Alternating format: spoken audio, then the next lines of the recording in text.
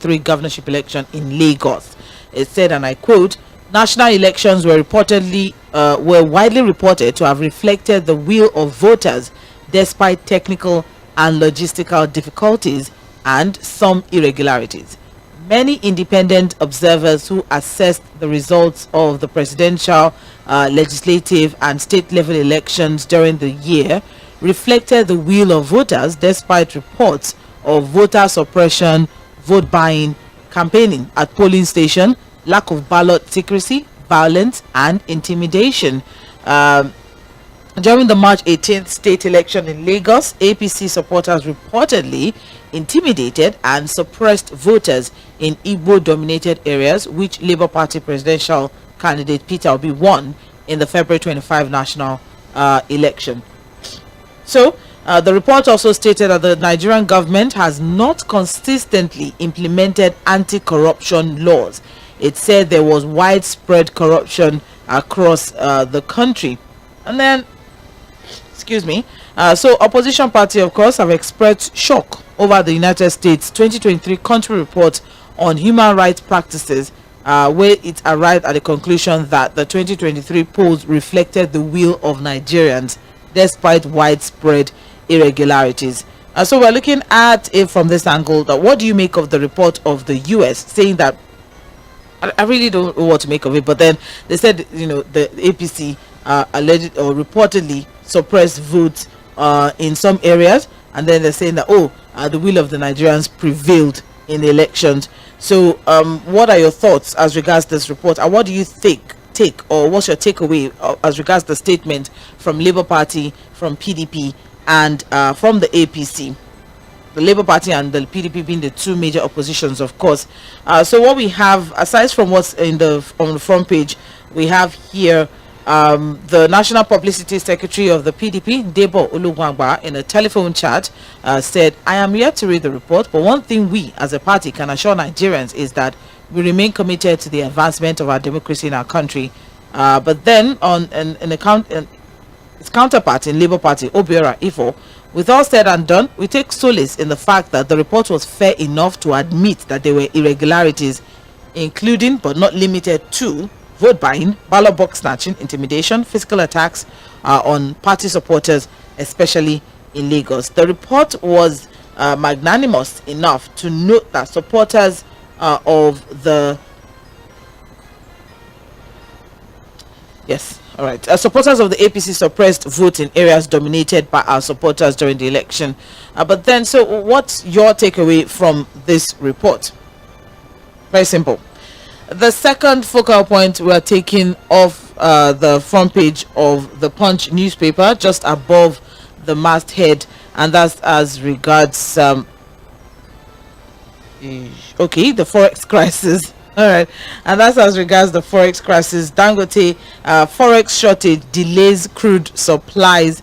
So what we have as angles we're looking at it from is, what do you make of this story and the problem of crude supply to our local refineries? So very, very, very easy on layman terms. Basically, Dangote imported crude from the United States, WTI. All right, and the package was brought by PetroChina. So PetroChina has not been able to offload due to payment issues, and the payment issues is due to forex issues. All right, so just to break things down.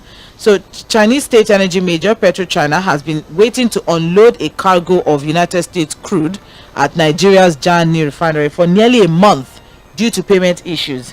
And what we have is that Dangote 2 million barrels that were brought by PetroChina. Dangote is struggling to get a letter of credit, which is a common form of trade finance, where the buyer's bank will send a letter to the seller's bank guaranteeing payment to the seller once the goods arrived. But then, as it is now, Dangote has not been able to access that, and that's one of the major issues that they're having now. And aside from that, PetroChina also has another 2 million barrels that is still on its way to the country. So it's just a little bit muddled up at this point now. So what do you make of this story and the problem of crude supply to our local refineries? So the reason why Dangote had to go outside to go and import crude, which is supposed to be available in Nigeria, is crude shortage in Nigeria. So there are serious concerns now with this revelation at this point now. So what would now happen when you have the Port Harcourt refinery, you have the Warri refinery, the Kaduna refinery up and running? Would our own state-owned refineries also have to import crude at some point? So what do you make of this story and the problem of crude supply to our local refineries? What about explanations of NNPC on fuel supply shortage? So there are queues are back apparently in different parts of the country, in Anigriwas, in Abuja, in Nasarawa and Niger State on Thursday, as the NNPCL blamed the development on logistics issues, but they said they're quick to say that it's already been resolved. They're saying that there are logistic issues, which is the reason why they are not able to get fuel to different parts of the state. The report stated that thousands of commuters in FCT, Nasarawa, Niger, Gombe, Sokoto and Anambra were left stranded at various bus stops due to scarcity of PMS required by transporters to run their vehicles, which has led to a hike in transport fares in these affected states. And NNPC is coming forward to say, it's logistics issue. Asked whether the NNPC was not importing enough PMS to meet local demand, they said this could be another reason, because it is often when there's short supply that we witness this scarcity and attendant queues. All right, so what do you make about the dead in the oil sector? So those are the areas that we're going to be looking at this morning. Those are the angles, rather, that we're going to be looking at this morning on Mainland Focus. So Fuhad will just quickly drop his 2 cents as regards the focus for the day, and then we move on to our dear listener to share your own thoughts and your contribution to the focus for the day. We're live on Facebook and YouTube at Mainland 98.3 FM. We're live on Facebook and YouTube at Mainland 98.3 FM, so you can join the conversation and let's have let's get your thoughts as regards these two issues: Labour Party, PDP, APC, their reaction to the US report as regards the election that was held last year, the 2023 general elections. What do you make of the report? What do you think of the statements from all of these parties? And also Dangote, Forex crisis affects US crude supply, as NNPC says logistics is the reason for fuel scarcity. So let's quickly, very quickly, we'll take a very short break. When we come back, Fuad shares his thoughts, and then we move on to the phone line.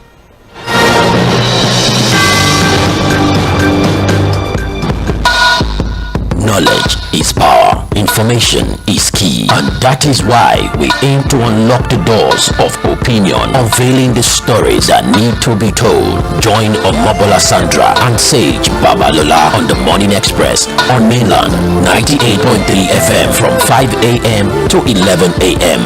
as we invoke the thought-provoking discussion, tackle the tough questions, challenge assumption, and give a voice to the unheard. This is the Morning Express on Mainland 98.3 FM. Welcome on board the Morning Express. Good morning.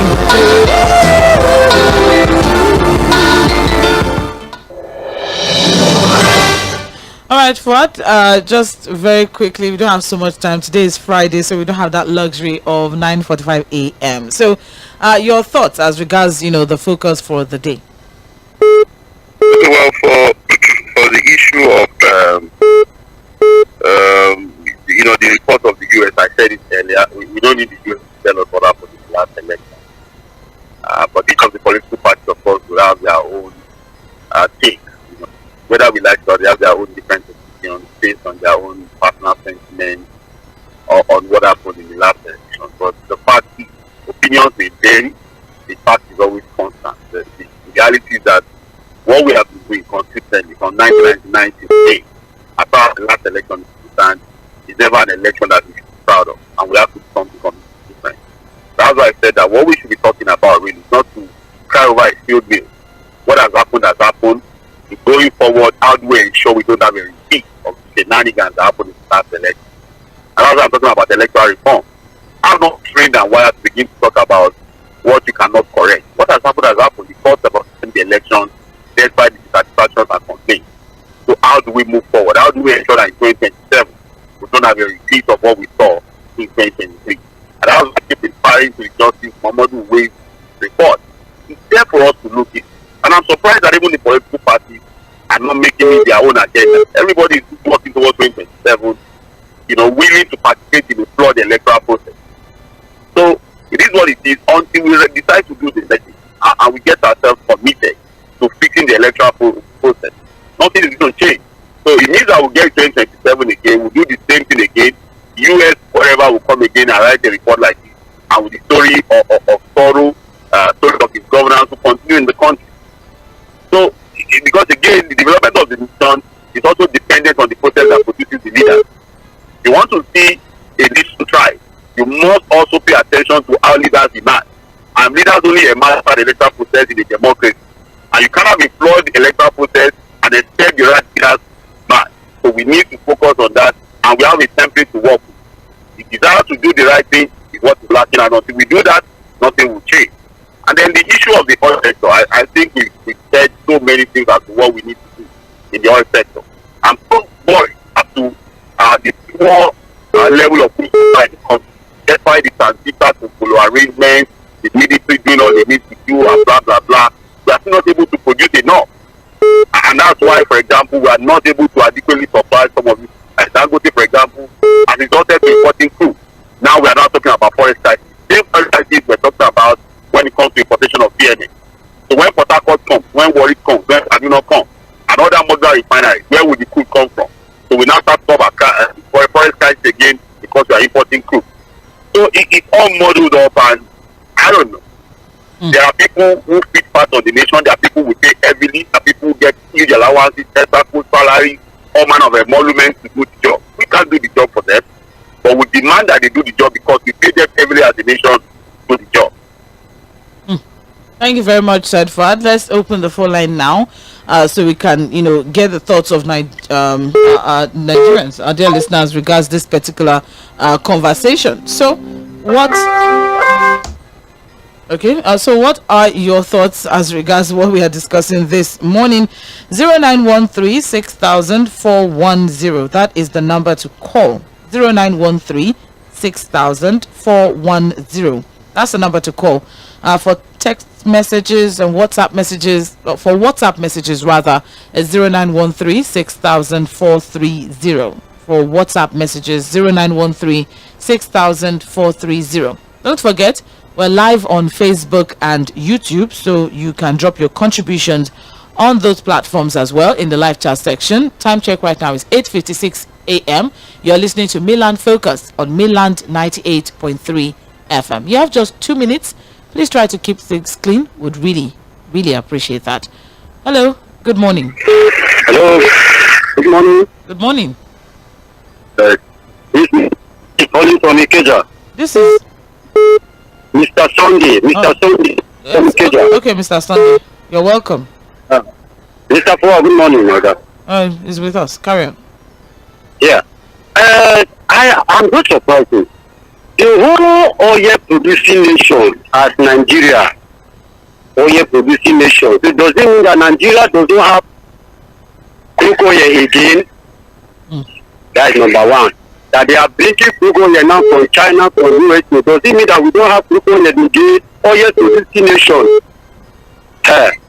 They should return back our crude oil because we have crude oil here in this nation. They should provide crude oil to Dangote.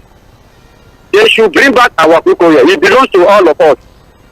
If they are bringing any crude oil from China, from USA, it's their corruption. They know what they are doing. But our own that belongs to all, they should bring it. We need it. That is not what I have to do. All right. Thank you very much. I appreciate Mr. Sunday. Hello. Good morning. Hello, good morning. Yes. How are you? I'm well. Thank you very much. It's Mr. Additional once again from Ketu. Mr. Additional from Ketu. Yes. All right. Like the last caller said, we are oil nation and we are importing crude. Now that it's only one refinery that is Dangote refinery that is working. Nigeria didn't have enough crude oil to supply Dangote alone. What they are saying is that crude oil that is being imported from USA should be part of the crude oil that we have exported. So we are not importing it again to come and refine it. You see, this the manager of our economy. I didn't get that. Please come again. And now we are importing crude oil from USA, and they are having logistic problem in clearing or in uploading. Payment issues. Yes. They have payment issues. And my argument now is that is USA oil country? No. That means the crude oil must have been exported to USA either from Nigeria or other oil producing country. So what I'm saying is that it's not important we might have exported that crude oil to USA and we are now importing it again to come and refine. Are you with me? Okay. Is that logical? The issue is that those people that are managing Nigerian economy, they lack prerequisite, they lack intellectual capacity. They are corrupt people. I don't know how to describe what is happening. It's laughable. It's very laughable. Get very unfortunately we have found ourselves in this type of situation. We have only one refinery working, and we don't have sufficient crude oil to supply. We are importing crude oil again. When will the price will not continue going up? All right. Well, Mr. Additional, I just yes. I just wanted you to finish your thoughts so I don't so you don't lose your train of thought. But America is actually one of the top crude oil producers in the world. They have their own crude as well. Yes. So yes, it is very, very possible that it's their crude, and there's a difference between our crude and theirs. There's a difference. We would know the difference. But then I understand the logic that you're bringing into the conversation as regards the fact that there is a possibility that even if it's not American crude, that we are importing crude is just the major issue here for you. I totally get that, but thank you very much for joining the conversation. I appreciate that's where we are now. Unfortunately, that is where we are now. Hello. Good morning. Good morning. Yes, good morning. My name is Prince Wyatt. All right. Yeah, you see, which one we are talking about? Before we can go we have a contract with some nations that are only supplied every day, weekly or monthly. And the can come up. The best thing to do is to further supply to the other nations. You must supply in the local one, the remaining supply out of to the other countries. That's how it's supposed to be. So if they find it difficult, they will rearrange. The quarter you stand with other countries that are going to supply what do they call the they can put it down, make all you Dangote supply already finished. Settle with the Port visit or before you take the remaining to the international market. That's what the region. And for the American report, in fact, American report is just really want to do a report about Nigeria facing that 3-month period or between 6-month period. After FOREX settle down, everybody says by now we begin to talk about 2027, we are not bringing the unity to the country. They want to divide us or what? America is a sovereign nation. Nigeria is a sovereign nation. And pieces of Nigeria which will take our matter to UK to America. Although they are all elected the other time around. So the point between Trump and the president, what they say to Nigeria? They are not telling us that the problem here is a on ethnic group and they want to win poverty for the nation, country, religion. Because America is mind their own business. Let me mind our own business here. This is the fact. We have the 3 dominant language in Nigeria, 2 dominant religion in Nigeria. There is federal religion. We have federal tribe in Nigeria. It's not divide us. We can live together with the law. The moment we love one another, Nigeria move forward. If you want to talk about hatred, if you don't bigotry, you can divide the nation. So much to you, Sandra. All right. Thank you very much. I appreciate it. It's okay. Hello. Good morning.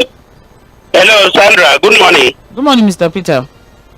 Yeah, thank God it's Friday. Yeah, Sandra, that report might come very late. But I'm happy that at the end of the day, not only America, other parts of the world have joined us here in Nigeria to condemn some of those shenanigans that took place then. And at the end of the day, some people will sit somewhere, say it's a court, and say, oh, somebody is a governor or somebody is a president. Let me tell you what always plays in my memory. Sandra, if you have gone to Akwa Ibom or Cross River during the time of the Echo Festival, and you see what the Echo will be carrying, bricks, paint, cutlass, mesmerizing, threatening people. Women don't come out, girls don't come out. That was exactly what happened. Let me tell you my experience. I was going to vote in Pangrove from Bajulaye Road, and I walked close to the Moon Street. You know what I saw? That display in my head? I wonder. Tó bá bí wọn dá kó wọ́n jáde, àwọn ọmọ Ìgbò dà kó wọ́n jáde nǹkan tí ó bí wọn máa rí wọn ní sọ́ni. And they will make. I fear for my life. I look for way to hide. Can that happen in the election? I'm happy US agree with us that APC supporters, they were very, very busy. That they threatened and then they intimidated. And they blocked a particular ethnic group people from voting. Because when we said, they said, no, not only Igbo. That is, US report said the Igbo people were not allowed to vote. Then at the end of the day, the person that they say is the winner of that election, can he tell me, I am the governor for the Igbos, I am the governor for the Yorubas, and the Taliban, the Thank you, Mr. Peter. All right. Thank you very much. So I'm happy for that report. Thank you. All right. Thank you very much. I appreciate it. Hello. Good morning. Hello. Hello, Sandra. Good morning. Good morning. Good morning, Sandra. How are you doing, my sister? Well, Mr. Damlola.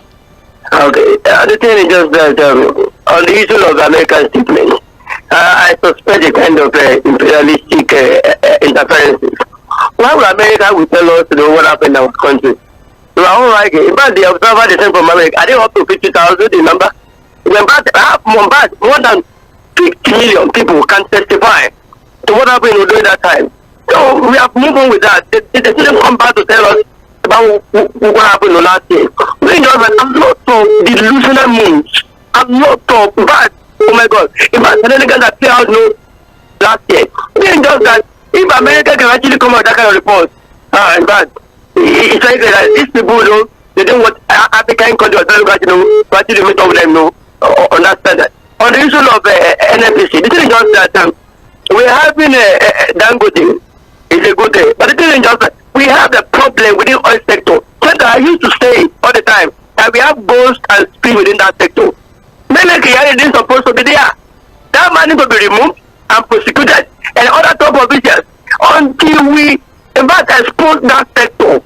We will continue to move around sector. A lot of boju are within that sector. In fact, when the whole thing will come out, right from the money you have to pay for subsidy, every part and everything within that sector will come out. In fact, Nigeria will be very much attended. And the thing is that money will be removed. Otherwise, we will not be able to make headway. Good morning. Good morning. Thank you very much, Mr. Damlola. 6 minutes past 9. This is Milan 98.3 FM and it's Milan Focus. We're having a conversation as regards the U.S. report